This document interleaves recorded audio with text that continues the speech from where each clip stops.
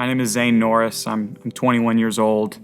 I've been coming to Vertical for 4.5 years, something like that. And I'm a part of Vertical Students and just kind of been in and around here for that time. And I'd really love to share a bit of my story with you.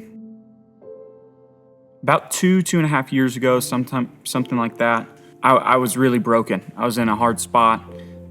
Been feeling depressed for quite some time, and just really didn't feel like I could take it any longer. So I decided one day, I've been planning beforehand, that I was going to get a hotel room. And in that hotel room, I ended up consuming anywhere from 120 to maybe 150 pills of my own antidepressants and sleep aids and stuff like that, in an effort to take my own life.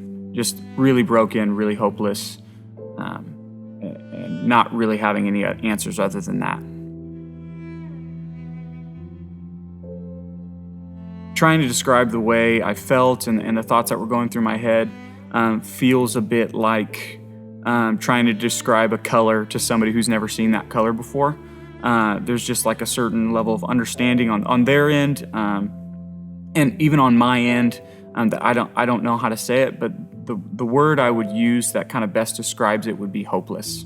I knew there were other options other than suicide. I knew like what I was supposed to do is fight through it. I felt like I had tried for as long as I could to beat it, and I just didn't think I was capable of beating it. I didn't think I was I had the strength to endure the pain that I had been going through.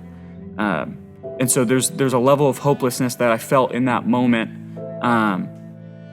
that I can't explain to somebody who hasn't been there before. I didn't feel wanted. I didn't feel needed. I felt like I was even a burden to other people, like I made everybody around me's life worse. And all of these lies were going through my head about who I was, the effects my life had on other people, and just complete brokenness. I remember, while I was in that hotel room, kind of looking up, I was taking pills at the sink so I could obviously drink them down. And I remember like looking up at myself and just thinking like, if I go to hell or if I go to heaven, I don't really know, and I don't really care. Knowing that hell was an option for me, I grew up in church, so I know what hell is supposed to be like. Obviously, nobody knows exactly what it's going to be like, but knowing that hell was an option for me didn't really scare me, because the pain I was living in, I didn't think it could get much worse than that. The thing that I think about often, especially when I think about that day specifically, is there was a moment, it took me a while to get all of those pills down, but I was taking a certain kind of sleep aid or whatever you want to call it, and it was kind of like dusty, I guess. And so a lot of those pills got me I don't want to say choked, but I started coughing them up, so they went onto the floor. And the medicine I had already taken was starting to take effect, so I was starting to get sleepy and drowsy. But there were some of those pills still on the floor. And so I'm sitting in this dirty motel room. God knows the last time it was cleaned. I didn't really go for quality. I didn't really care. I just kind of went for whatever was closest at the time. And sitting on the floor of this dirty motel room, and I remember picking up the pills that I had already spit up from the back of my throat, basically throw up on the floor of this dirty motel, just hoping that the one that, I didn't want one to be left on the ground and have that one be the one that wouldn't do me in, if that makes sense. Like, I wanted to take every pill I could in hopes that, I wouldn't be one pill short of finishing the job.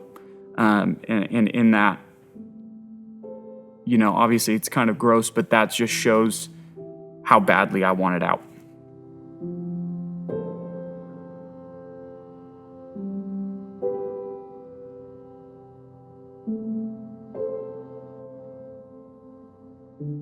There were really several moments where I saw God come into my life and really kind of illuminate things. The first of which was really just waking up the next day in the hospital. After, I had taken the pills on the floor, I'd kind of crawled over to the bed and laid down on the bed, and that's where I expected to be in. And that's kind of the last thing I remember, is really just laying there on the bed, ready to go. And I woke up in the emergency room, and my family was there. Everybody, my brother who was in Houston, my sister who lives in San Antonio, one of my sisters who lives in Florida, and all of the people who I'd been trying to hide this from, and was scared they would find out that I was struggling and all of this, were there. And seeing that in that moment was probably the first time I didn't feel isolated. I felt like they were scared for me. And in a weird way, that felt good, to know that they cared enough to be there. The second time, and maybe the most profound time for me, when I really turn around, it wasn't some big moment at camp or something like that. I was on a walk with my dog, and he had a choke chain because he's a pit bull, so he's super strong. He's pulling me around, and I just get really annoyed. And so we went on this long walk, and he was driving me crazy because he was just choking himself on the choke chain. I was getting so angry at him, and it just, like in a whisper almost, God told me, like, that's your story, Zane. You're living life at the end of this choke chain. You're hurting yourself because life after the suicide attempt didn't get much easier. I was still struggling with these things. You're living life at the end of this choke chain, and the closer you draw near to me, if I would have just stayed near to God, I would be able to breathe. And He showed that to me. And in that moment, it wasn't some dramatic life change thing, but I remember having a feeling clearer than anything I've ever felt from God, that He had something for me. I didn't know what that was, but I knew that He was walking alongside me in that story. So that would be the biggest kind of moment I have.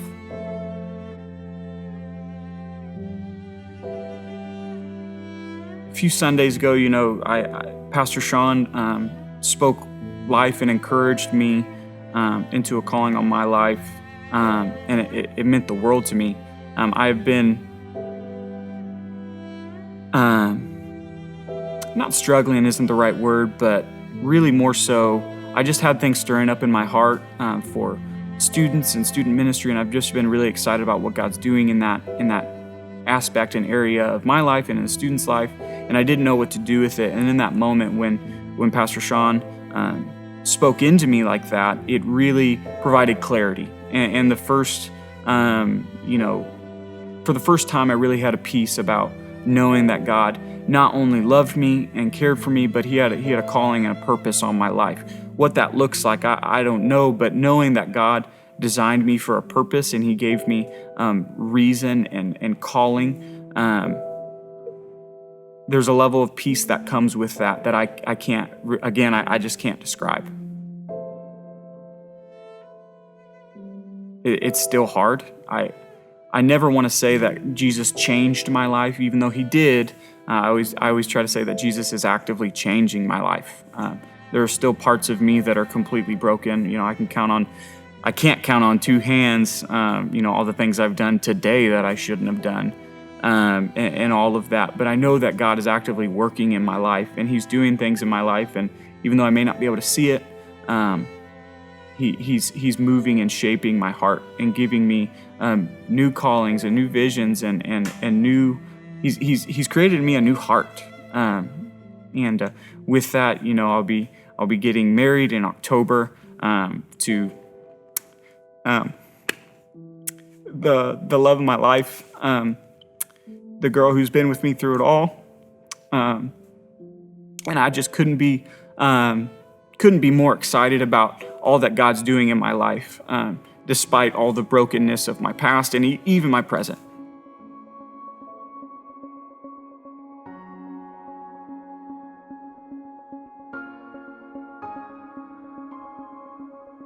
My name is Madison Elliott. I'm 23 years old and I'm Zane's fiance.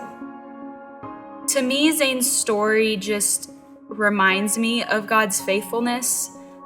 Today, and while I was praying for him and just this video that he's doing in his nerves, all I kept hearing was like how grateful I am to be able to see God's faithfulness in such a tangible way. This is really hard walking through a lot of the seasons that we went through.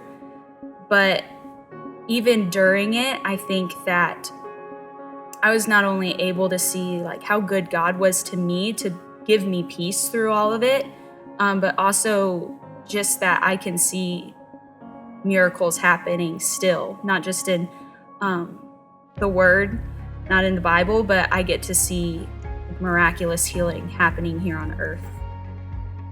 I would tell that person who is walking with somebody that is struggling with depression, anxiety, whatever the case may be,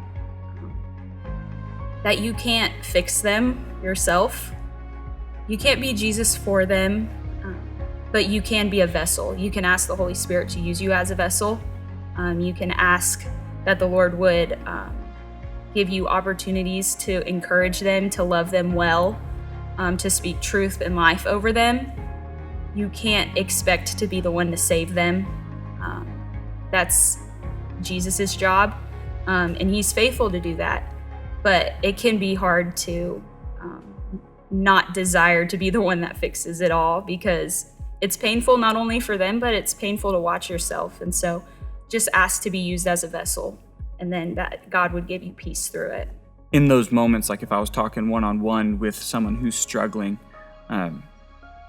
it's a fight, and I know that as well as anybody knows that. I know how hard it can be, and I know how hopeless it is and how lonely it can be. But ultimately, God has a call and a purpose on your life, and He wants more for you.